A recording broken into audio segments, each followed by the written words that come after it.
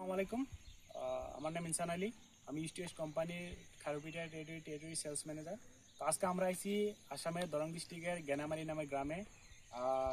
যে জায়গায় আছি এই জায়গায় আমাদের সাথে আছে আমাদের কৃষক, যিনি কি সিজনে আমাদের ইস্ট ওয়েস্ট কোম্পানির পিহু নামের কেরালাটা চাষ করেছিল। তাই আজকে শুনবো এই পিহু কেরালাটা চাষ করে কি অনুভব করছে।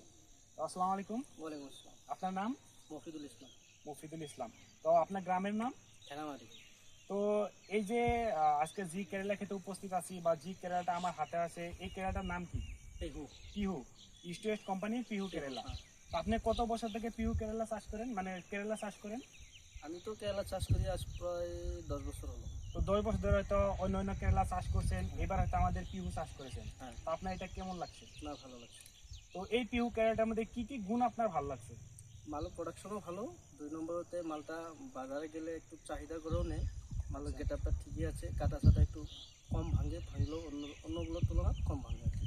বেমার আজার কম আছে অন্যগুলোর অন্য অন্য তুলনায় বেমার আজার কম, মার্কেটের ডিমান্ডও অন্য কেরালার হ্যাঁ, তুলনায় হ্যাঁ, ভালো। একটু demand কম।